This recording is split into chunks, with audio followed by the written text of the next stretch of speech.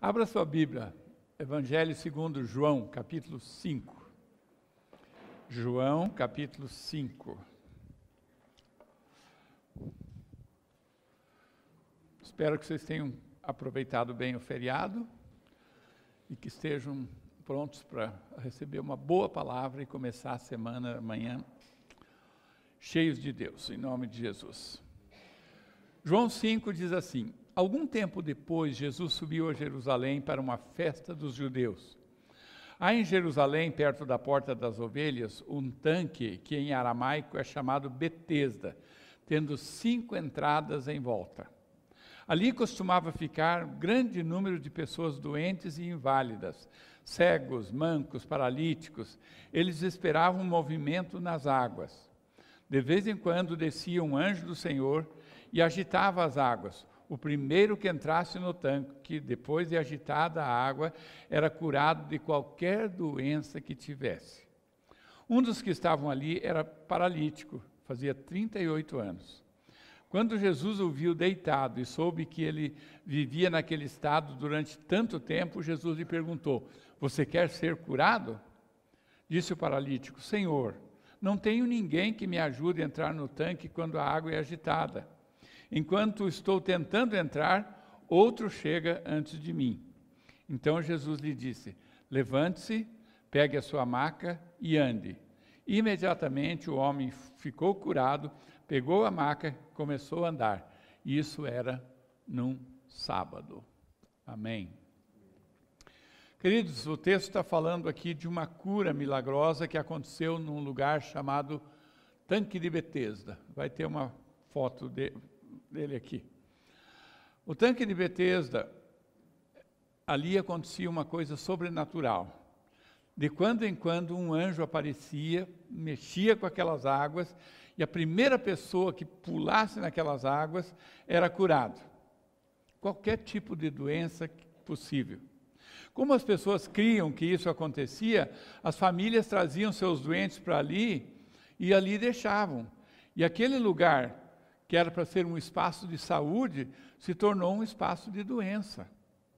Como o texto diz, estavam ali cegos, coxos, inválidos, paralíticos.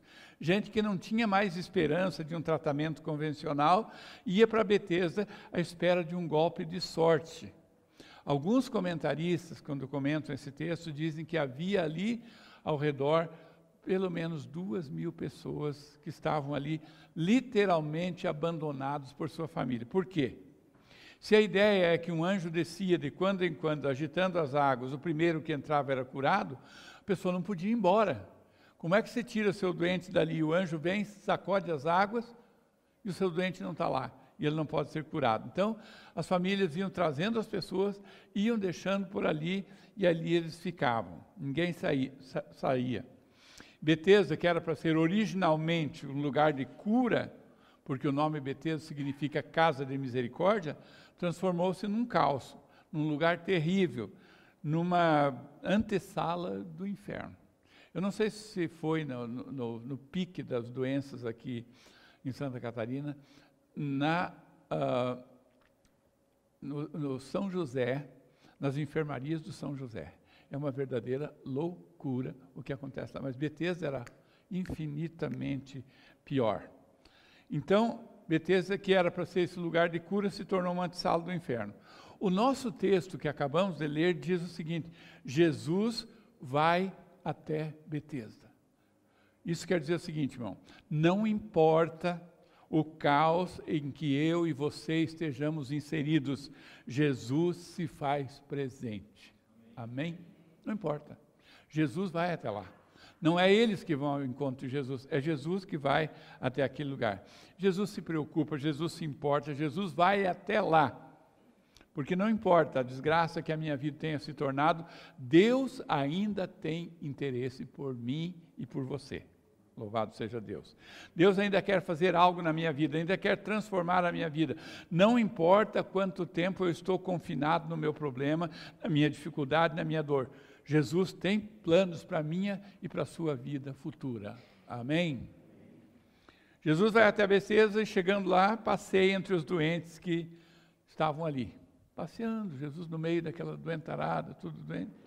O que faz mostrar para a gente, irmãos, que ninguém ali sabia quem Jesus era de fato. O curioso é que Jesus era a pessoa que mais estava curando naquele momento da história, e ele vai onde existem mais doentes naquele momento, e ninguém sabe quem ele é.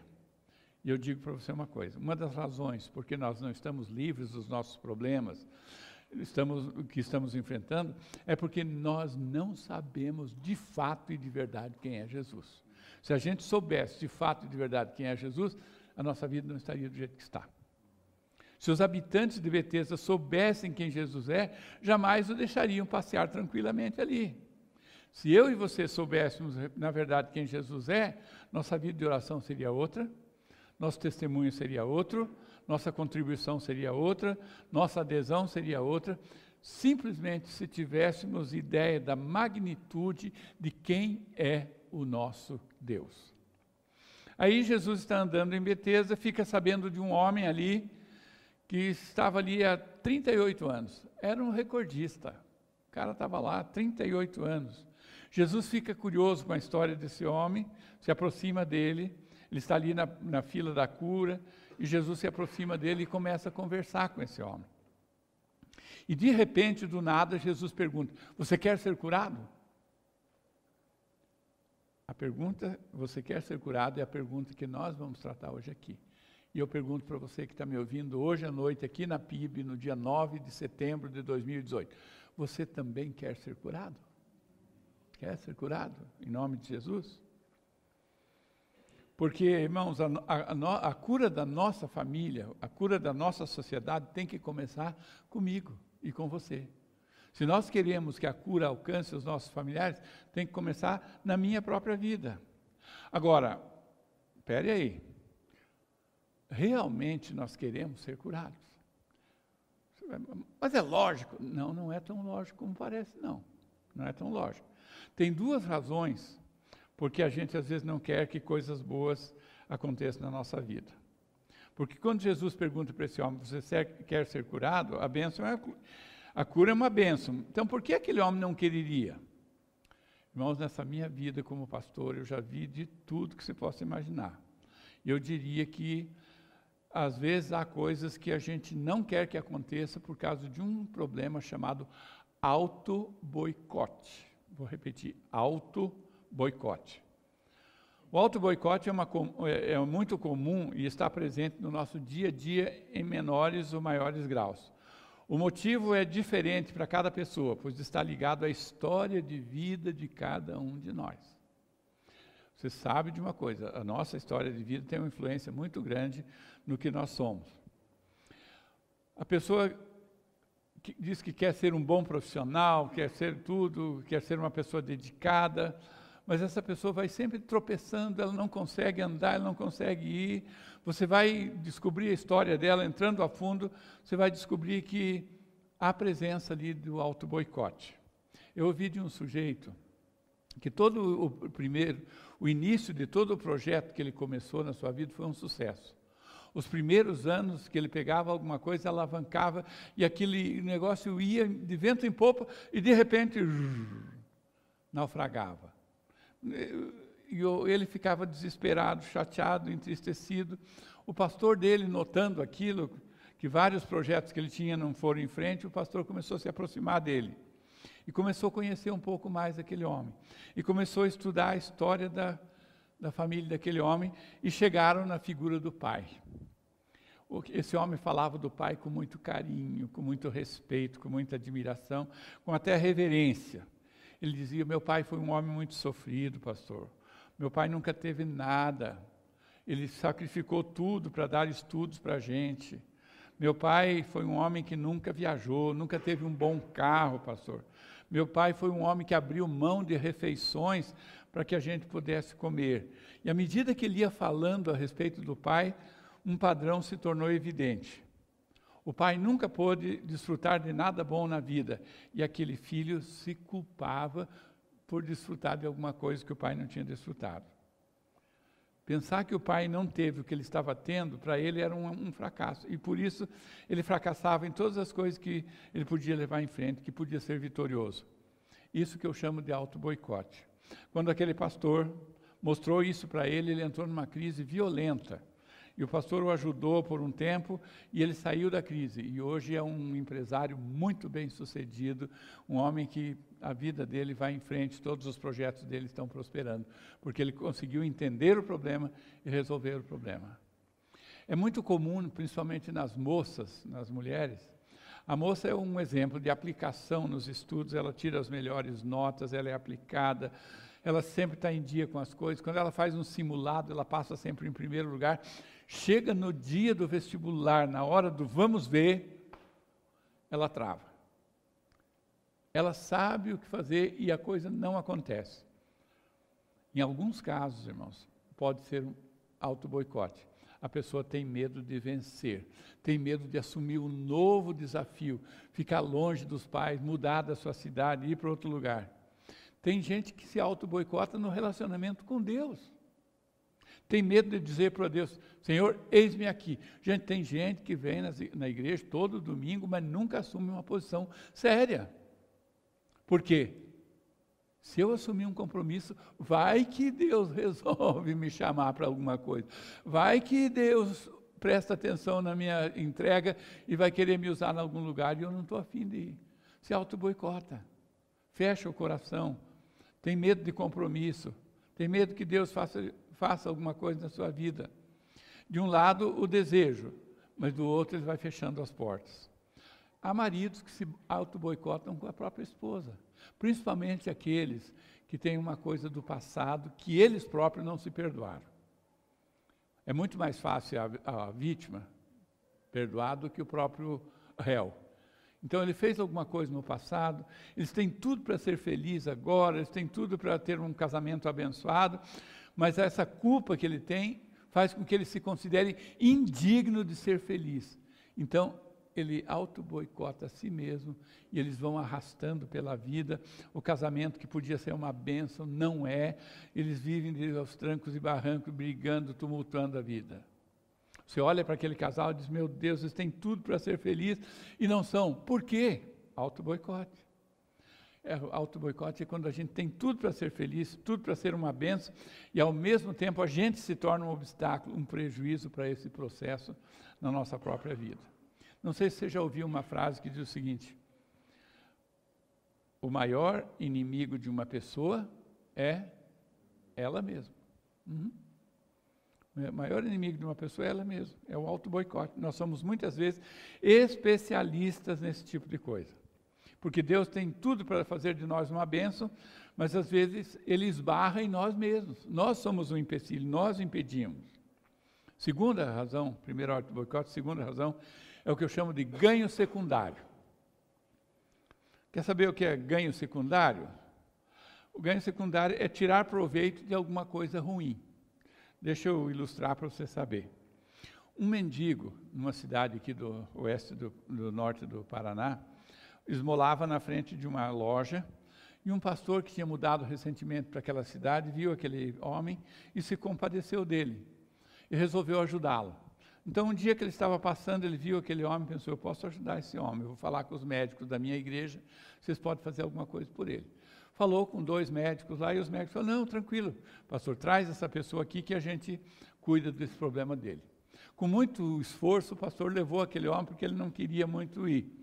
Levou lá, aplicaram umas injeções, alguns ungüentos lá, umas pomadas, e a perna do homem começou a cicatrizar maravilhosamente bem, e o homem estava ficando curado. O pastor passava lá, dava um oi para ele, mas ele continuava lá. Um dia o homem desapareceu. E o pastor pensou, nossa, o pastor é muito positivo sempre, né? Falou assim, ele deve ter sarado, arranjou um emprego, está trabalhando, graças a Deus, né? Recuperei mais um. Daí, por curiosidade, perguntou para alguém, aquele senhor que mendigava aqui, você tem visto ele? Ah, sim, eu tenho. Ele mudou de ponto, foi lá para outra rua. Então o pastor foi lá, escondidinho, para olhar. E chegando de longe, escondido, o homem estava sentado no chão. Ele pegava pedras soltas da calçada e esfregava naquelas feridas assim, até ferir e sangrar. E sangrava.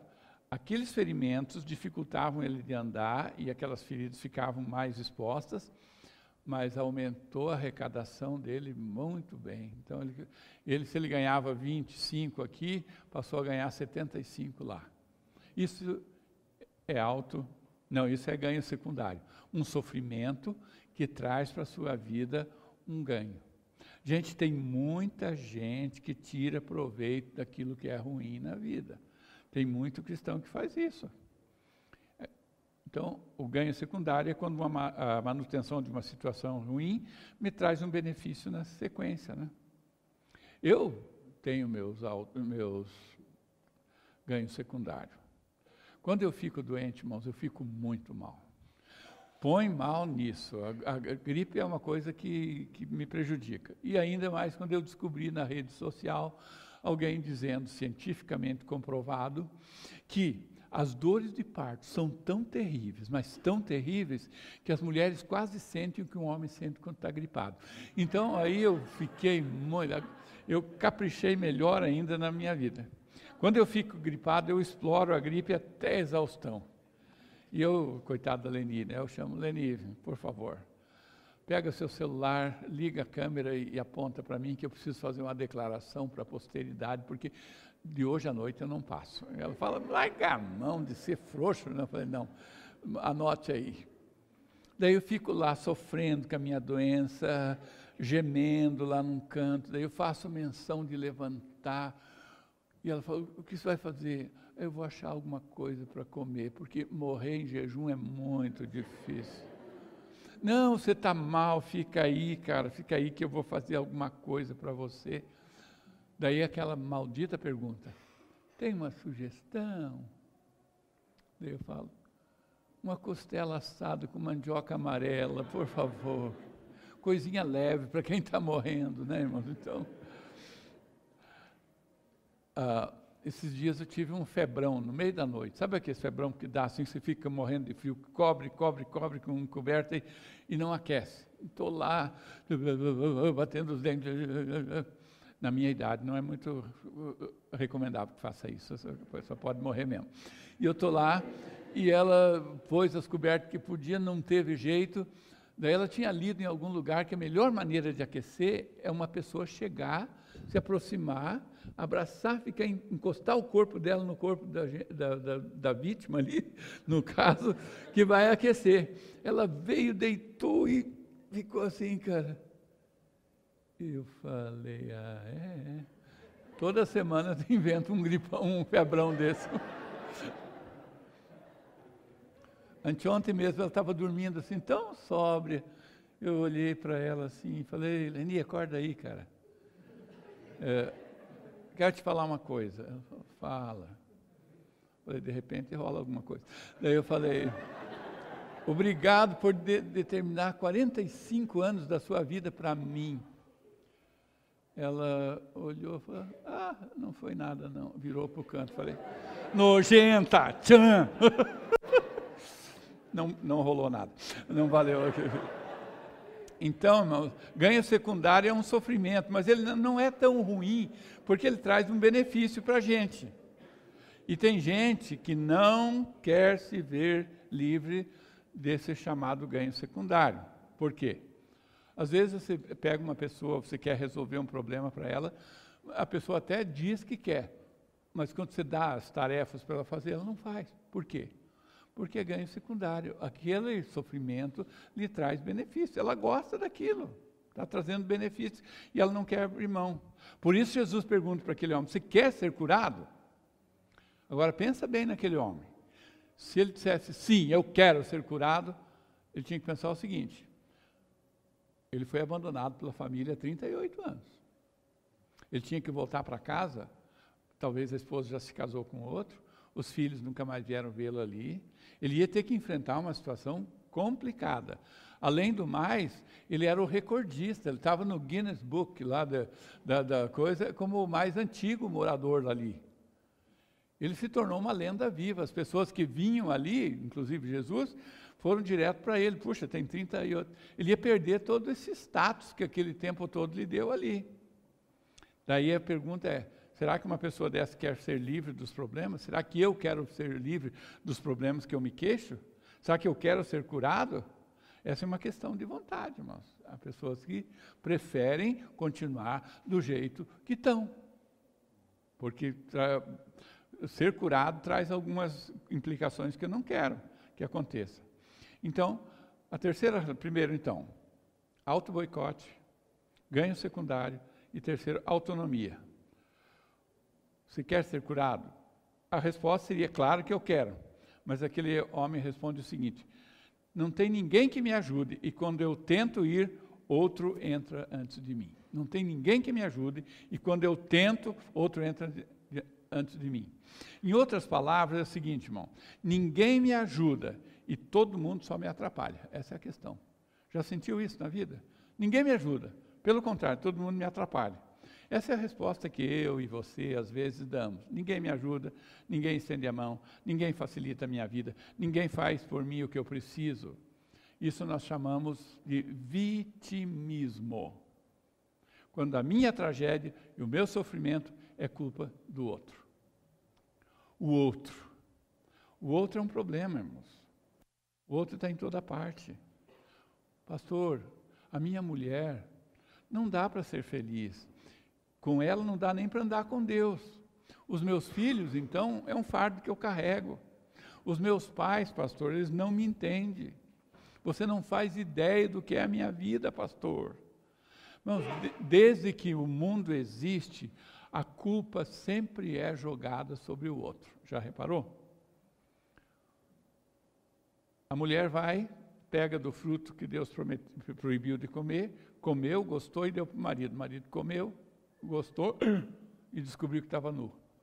Se escondeu. Fim da tarde, saúde, irmão. Deus está passando, fim da tarde lá, e olha para aquele homem, cadê o Adão? Onde é que o Adão foi parar? Deus, como se não visse todas as coisas, pergunta: Adão, onde estás? Adão falou: estou aqui escondido. Por que está escondido, Adão? Eu descobri que estava nu. Nu? Quem te falou que você está nu? Comeu do fruto que eu pedi para vocês não comerem?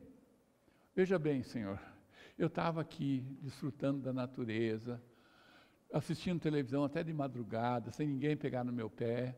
Minhas meias ficavam espalhadas pelo caminho todo, aí ninguém dava bronca. Daí o Senhor aparece e fala: não é bom que o homem esteja só. E o Senhor fez uma esposa para mim. Essa esposa que o Senhor me deu, me fez comer desse fruto. Portanto, a culpa não é minha. O Senhor já está sabendo. Deus vai para a mulher. Mulher, o que aconteceu? Por que você fez isso? Olha, Senhor, eu não. Eu estou inocente. A serpente que o Senhor criou e que estava aqui, me deu do fruto, eu comi e olha no que deu. Tinham 2 pessoas lá no jardim e já achamos 4 culpados, inclusive um é Deus. Em toda a vida é assim. Sempre tem culpado sobrando para o lado de lá e para o lado de cá. Todo mundo é culpado. Ninguém assume o seu próprio erro. Então, a culpa sempre é do outro. Entende? O ser humano sempre tem a mania de jogar a culpa no outro. Ninguém me ajuda a ser quem eu sou e ainda me atrapalha. Porque quando eu tento sozinho, o outro entra na minha frente. Não respeita a minha vez. Toma meu lugar, quer o que eu quero também. Já reparou que o outro está em toda parte? É impressionante isso, gente. Eu conto que quando o André e a Paula eram crianças, foi logo que abriu o Beto Carreiro. Então nós fomos lá em janeiro, eu, a Leni e os 2 filhos, fomos lá para levar as crianças para brincar no Parque Beto Carreiro. Chegamos lá, um calor, janeiro terrível, uma sede miserável, água a preço de ouro, né? Bebi 1 litro d'água, não resolveu, bebi 1 litro de coca, não resolveu, e as crianças correndo e eu lá apavorado. Eu vi uma fila grande assim, indo na direção de um cara que estava no negócio servindo um caneco de chopp desse tamanho assim. Alguém tinha me dito que chopp é bom para sede. Então lá vai o pastor Vargas, olhei para todo mundo, ninguém conhecido, estou 1000 quilômetros da minha casa, ninguém que eu conheça, ninguém que me conhece. Peguei o boné, puxei em cima dos olhos, peguei o óculos de sol da Leni desse tamanho, coloquei na frente do olho e fui, parece um ET naquela fila assim. Então. Quando eu estou chegando, uma mãozinha no meu ombro. Pastor Vargas, a senhora aqui, que mundo... Gente, eu desejei que o cavalo do Beto Carreiro mordesse aquele infeliz que foi não sei o que fazer lá, no dia que não devia estar lá. O outro está em todo lugar, irmão. Eu saio lá do Paraíso do Ervino para vir aqui na cidade uma vez por semana, eu não consigo estacionar, porque todo mundo ocupou todas as vagas que tem em São Francisco, não dá para estacionar. Daí eu consigo estacionar lá perto de Araquari, e daí eu caminho, eu chego lá no banco, daí eu vou lá direto na fila preferencial para idoso, tiro o papelzinho, preferencial idoso. Quando eu olho, tudo que é velho de Santa Catarina está no banco naquele dia. Eu penso, o mundo seria melhor se essa velharada toda morresse. O que eles estão fazendo aqui no dia que eu preciso entrar no banco? Tomando a minha frente, tomando o meu lugar. Lá no fundo, a gente gostaria que eles não existissem. Realmente, o mundo seria melhor se eles não existissem. A culpa sempre é do outro, sempre é do outro. Por exemplo, quando eu era adolescente, eu sempre fui muito feinho assim, né, irmãos? Tá rindo aqui? Você também é, cara, qual é, meu? Eu sempre fui muito feinho, então eu não tinha muita sorte com as meninas. Então, eu fantasiava um mundo que eu era o único representante do lado masculino. Daí eu nadava de braçada, a única opção, vai o que tiver, né? Eu fantasiava assim, que eu era a única... opção ali, daí eu me sentia um pouquinho mais seguro. E um amigo meu me ensinou uma coisa muito interessante. Ele diz que é muito fácil você saber se você é bonito ou feio, pergunta para sua mãe com que idade você andou. Esse menino que vai aparecer aqui, demorou quase 1 ano e meio para andar. Ele era muito lindinho. Daí foi evoluindo, né, irmãos, e chegou no que vocês estão vendo aqui, né? Como diz a vida é trágica, né? O preço que cobra é muito caro. Então, esse menino demorou, ia de colo em colo, todo mundo pegava. Minha mãe falava com todo orgulho no coração, tadinha, ela não sabia. Ela falava assim, você, cara, é o cara. Com 3 meses, você já ia de lá para cá. Todo mundo olhava para mim e falava, eu não pego essa coisa, não. Eu tive que aprender a andar com 3 meses de idade, irmãos. A gente tem que se virar. Mas Deus foi generoso comigo.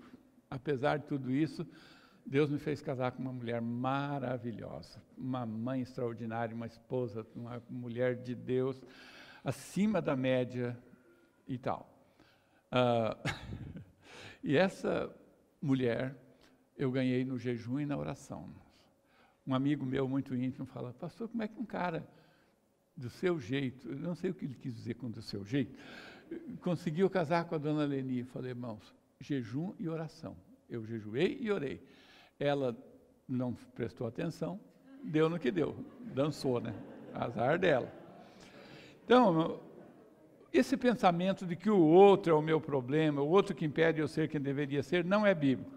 Na verdade, eu posso ser quem Deus quer que eu seja, porque Ele é poderoso para fazer infinitamente mais do que tudo que pedimos ou pensamos, conforme o seu poder que opera em nós. Aleluia. Se você colocar sua vida na presença de Deus, tenha certeza que Ele fará uma obra poderosa na sua vida. Quer as pessoas te ajudem, quer as pessoas não te ajudem. Às vezes, irmãos, pessoas não querem ver mudança na nossa vida. Sabe por quê? Por quê? Porque às vezes a nossa mudança gera um mal-estar por causa da inércia dos outros. Então eles preferem que a gente não mude e tudo continue igual, para eles se sentirem mais confortáveis.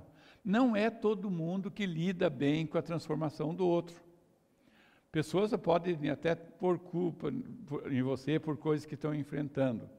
Mas só você e Deus podem escrever uma nova história para a sua vida. Amém? Não tem o outro para fazer isso. Quero que você saiba, hoje à noite, aqui na PIB, o Espírito Santo está disposto a começar uma nova história com você. Amém? Você pode dizer amém para isso? Amém. Quando aquele homem diz, eu não tenho quem me ajude, e quando eu tento, alguém vai antes de mim, Jesus diz para ele 3 coisas. Levante-se, tome tua maca e ande. Nós todos que estavam ali no tanque, só via uma solução. E a solução é o seguinte: o anjo descia, agitava a água. Quem saltasse dentro da água era curado. Quando Jesus diz levante-se, ele está dizendo o seguinte: a solução não está onde você acha que ela está. A solução está onde eu digo que ela está. Jesus mudou todo o quadro ali. Já não dependia mais de anjo para fazer o que tinha que ser feito lá. Porque, às vezes, você pode estar dizendo assim: se Deus me der um casamento melhor, eu vou ser mais feliz, porque essa é a solução que eu enxergo. Eu não consigo enxergar outra solução fora dessa caixa. Mas Deus está dizendo: não, eu tenho a solução para o seu caso, eu tenho a solução para o seu casamento, eu tenho a solução para a sua vida. Eu posso mudar a sua situação de um momento para o outro, se você estiver disposto a receber isso. Às vezes nós aguardamos muito que os outros façam alguma coisa por nós. Essa é uma coisa terrível. Eu lembro uma história: José, o filho de Jacó, aquele rapaz, ele foi vendido por seus irmãos, numa traição terrível, foi jogado, foi entregue para uns mercadores que o venderam para alguém. Ele acabou na casa de um oficial e lá ele foi caluniado por uma mulher e acabou na prisão.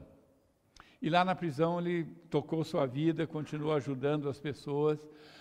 E um dia, dois presos que estavam lá tiveram sonhos à noite, e o sonho foi terrível, estavam passando muito mal. E José, no outro dia, interpretou o sonho de cada um deles. E a interpretação fez com que acontecesse exatamente o que José tinha dito. Então, quando eles saíram da prisão e voltaram, um deles foi morto e outro voltou para o palácio do faraó, ele falou o seguinte: quando você chegar lá, fala para o faraó a meu respeito, que eu sou inocente, eu estou aqui, não fiz nada para estar aqui. E aquele moço voltou para o palácio do faraó e esqueceu quem José era, nunca lembrou. Eu, no lugar de José, pensaria: puxa, eu ajudei tanto aquela pessoa, agora que eu precisei de um apoio dele, nem lembrou que eu existo, Sempre assim, você ajuda as pessoas e as pessoas te dão uma punhalada nas costas, é isso que a gente pensa. Agora eu pergunto: valeria a pena alguma coisa o copeiro do rei ter lembrado de José? Com certeza não. Sabe por quê? O José era um judeu, um hebreu. O faraó não ia dar bola para aquele rapaz que estava lá. Mas Deus faz com que as coisas andem. E uns anos depois acontece uma coisa: o faraó tem um sonho. E o sonho é terrível, e ele fica perturbado, e ele não tem resposta para aquilo que estava acontecendo. Então ele chama todos os intérpretes de sonho que ele tinha no reino dele, e ninguém resolve. Daí então, quando aquela coisa estava tomando proporções catastróficas, o copeiro lembrou: aquele rapazinho lá que interpretou meu sonho pode interpretar isso. Foi para o faraó e falou para o faraó: lá na cadeia tem um rapaz assim, assim. Imediatamente o faraó mandou chamar o José se apresentou, e em questão de horas ele se tornou a segunda pessoa mais importante no Egito. Quero dizer uma coisa para você: as pessoas não vão se lembrar de você no momento que você gostaria que elas lembrassem. Elas vão se lembrar quando Deus decidir que chegou a hora de elas lembrarem de você. Amém? Porque a sua vida, irmãos, não está na mão das pessoas. A sua vida está nas mãos do Deus Todo-Poderoso. É Ele que coordena todas as coisas na sua vida. Você pensa: minha vida está na mão daquele cara que podia me dar um emprego. Não está. Não está, não. Minha vida está nas mãos daquele que podia vir me visitar e me ajudar no meu problema. Não está. Minha vida está na mão do médico que vai tratar do meu problema de enfermidade. Não está. A sua vida está nas mãos do Deus Todo-Poderoso. É Ele quem está cuidando de você. É Ele que tem o controle de todas as coisas. E é Ele que faz tudo por aqueles que Ele ama e que amam a sua palavra. Assim, eu não posso viver ressentido com os outros, porque a minha vida nunca esteve e nunca estará nas mãos deles. A minha vida está nas mãos daquele que fez o céu e a terra. E a solução não está onde eu quero que ela esteja, ela está onde Deus a colocou. Mesmo que Ele tenha que quebrar todos os protocolos, mesmo que Ele tenha que mudar todas as coisas, a minha vida não está lá. Quando Jesus disse para aquele homem: levante-se, eu tenho certeza que aquele homem, por um grande tempo, não tentava mais se levantar. Sabe por quê?